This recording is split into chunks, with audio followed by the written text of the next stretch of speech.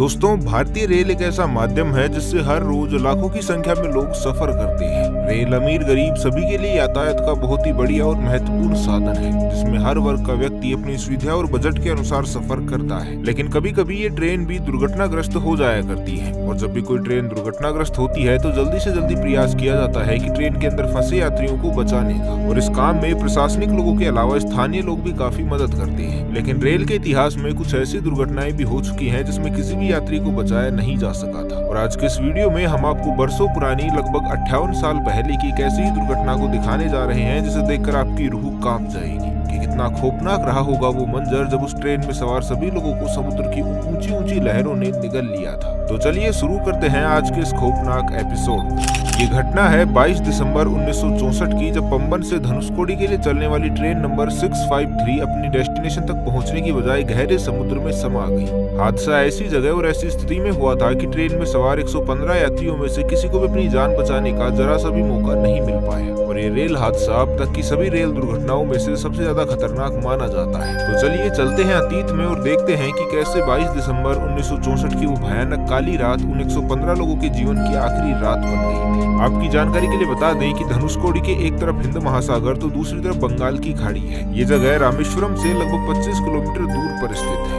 धनुषकोडी भारत और श्रीलंका के बीच इकलौता गांव था। धनुषकोडी तमिलनाडु के पूर्वी तट पर श्रीलंका के पास एक ऐसी खूबसूरत जगह है जिसे देखने के लिए देश और विदेशों से लोग आते हैं। ये जगह हिंद महासागर से घिरी हुई है, इसलिए इसकी खूबसूरती और भी ज्यादा अनोखी दिखती है। और हमेशा से ही नीले नीले समुद्र के बीच ये खूबसूरत सी जगह लोगों के आकर्षण का केंद्र बनी रहती है। हिंदू धर्म के पुराणों में भी धनुषकोडी का जिक्र है, जिसका संबंध रामायण काल से बताया जाता है। ऐसी मान्यता है कि लंका तक जाने के लिए श्री राम की वानर सेना ने यहीं से सेतु बनाना प्रारंभ किया था। युद्ध में रावण का वध करने के बाद विभीषण को लंका का राजा बनाया गया था, और तब लंकापति विभीषण ने भगवान श्री राम से कहा था कि वो समुद्र में बना हुआ लंका तक जाने वाला सेतु तोड़ दे। जिसके बाद श्री राम ने विभीषण की बात मानते हुए धनुष से सेतु के एक छोर को तोड़ दिया था, और तभी से इसका नाम धनुषकोडी पड़ गया था। इन्हीं सब मान्यताओं से और इस खूबसूरत जगह से आकर्षित होकर 115 लोग भी इस ट्रेन में सवार होकर यहाँ आ रहे थे, और धनुषकोडी की खूबसूरती को देखने के लिए बहुत ही ज्यादा उत्सुक भी थे। लेकिन किसी ने भी ये सोचा नहीं था कि कुछ ही देर में ऐसी आफत आने वाली है जिसे पार करके कोई भी धनुषकोडी तक नहीं जा सकेगा। उस रात धनुषकोडी गांव वालों पर कुदरत का ऐसा कहर बरसा जिसकी बलि वो पूरा गांव चढ़ गया। और एक खूबसूरत जगह जहां पर लोगों की भीड़ बनी रहती थी, वो आने वाले समय में हमेशा हमेशा के लिए वीरान हो गई। ये घटना है उस समय की जब पंबन से धनुषकोडी के बीच एक डेली पैसेंजर गाड़ी चला करती थी।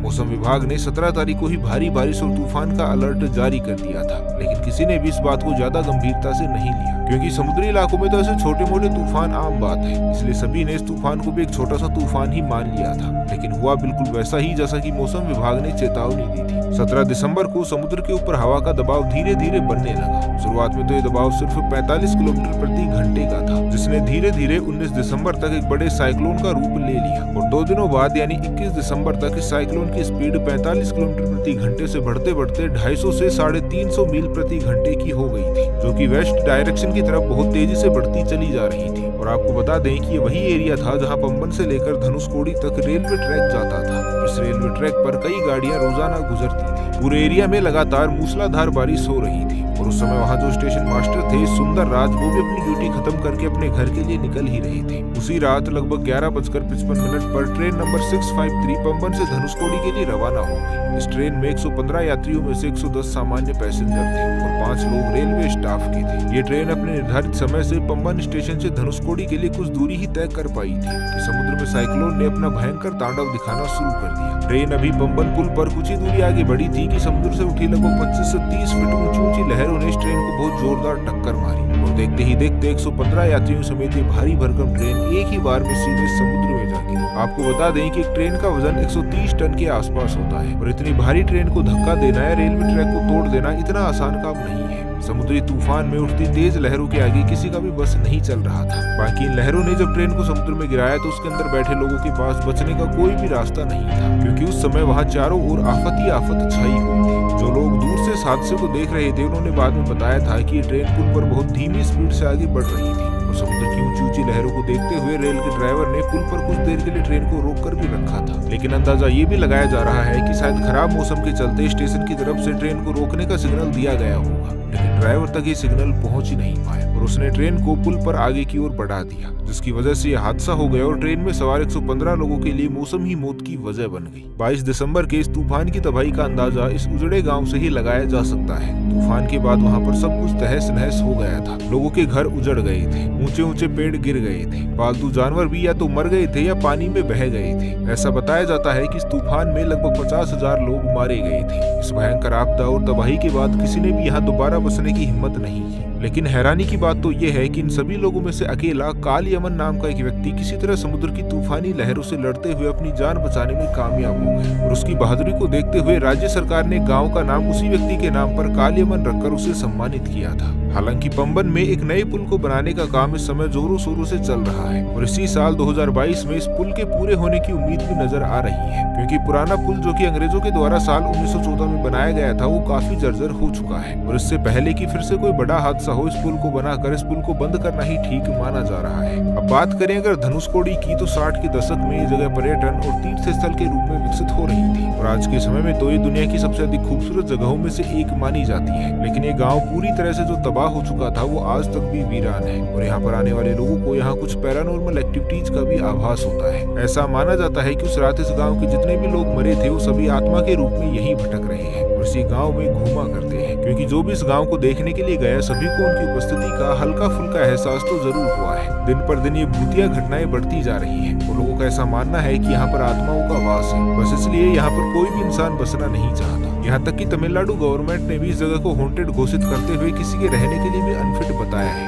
इसलिए लोगों को यहाँ पर रहना लीगली बैन कर दिया गया है। इसके अलावा इस जगह पर घूमने आने वाले लोगों को यहाँ पर रात में रुकने की इजाजत नहीं है, बल्कि उन्हें शाम होने से पहले ही हर हाल में ये जगह छोड़कर जाना ही होता है। बहरहाल कई लोगों ने यहाँ पर रुकने का प्रयास भी किया था, लेकिन वो भी पूरी रात यहाँ पर रुक नहीं पाए और बाद में उन्होंने जो एक्सपीरियंस बताया वो काफी ज्यादा डरावना था। इस जगह की इतनी खौफनाक वारदातों की वजह से ही यहाँ पर कोई भी आने की हिम्मत नहीं करता था, लेकिन सोशल मीडिया में इसकी कहानियां सुन सुनकर लोग यहाँ आने के लिए इंटरेस्टेड होने लगे और अब काफी टूरिस्ट यहाँ पर आने लगे हैं। इस जगह की बढ़ती हुई लोकप्रियता को देखते हुए केंद्र सरकार भी इसे टूरिज्म से जोड़ने का प्रयास कर रही है, लेकिन तमिलनाडु सरकार लोगों की सुरक्षा को देखते हुए ऐसा करने से निरंतर पीछे हट रही है। ऐसा भी माना जाता है कि अंग्रेजों के समय में धनुषकोडी एक बड़ा शहर हुआ करता था और रामेश्वरम एक छोटे से गांव के रूप में जाना जाता था। उस समय यहाँ से श्रीलंका के लिए बहुत सारी नावें चला करती थी और इन नावों का किराया केवल 18 रुपए होता था। भारत और श्रीलंका के बीच आने जाने के लिए ये समुद्री नावें सबसे बढ़िया साधन थे और श्रीलंका जाने के लिए किसी भी तरह के वीजा या पासपोर्ट की भी जरूरत नहीं होती थी, इसलिए व्यापारिक दृष्टि से भी इस जगह का काफी महत्व था। 1897 में जब स्वामी विवेकानंद अमेरिका से होते हुए श्रीलंका के समुद्री रास्ते से भारत आए थे, तब उन्हें धनुषकोडी बहुत ही ज्यादा पसंद आया था। एक भूतिया गांव बनने से पहले धनुषकोडी में सारी सुविधाएं मौजूद थी। यहाँ पर हॉस्पिटल, स्कूल, पोस्ट ऑफिस और कई छोटे बड़े सरकारी ऑफिसेज भी मौजूद थे, लेकिन आज यहाँ सिवाय रेत के कुछ भी नहीं है। चारों तरफ मीलों दूर तक जहाँ तक आपकी नजर जाएगी बस रेत ही रेत या खंडर नजर आते हैं। दुर्घटना के काफी साल बाद धनुषकोडी बस स्टैंड के पास इस घटना में मरे हुए लोगों की याद में एक स्मारक भी बनाया गया है, ताकि उन लोगों की आत्मा को शांति मिल सके। लेकिन वर्तमान स्थिति क्या है ये कोई नहीं जानता। तो दोस्तों, इस घटना से एक सबक जरूर मिलता है कि हमें कभी भी किसी की चेतावनी को यूं ही हल्के में ना लेकर गंभीरता से लेना चाहिए। अगर आप कभी धनुषकोडी गए हैं तो आपको ये जगह कैसी लगी और वहाँ पर आपने क्या महसूस किया, हमें नीचे कमेंट करके जरूर बताइएगा। बाकी आज के लिए बस इतना ही, मिलते हैं एक नई वीडियो के साथ। तब तक के लिए खुश रहें, मस्त रहें, हंसते रहें। भगवान करे आप सभी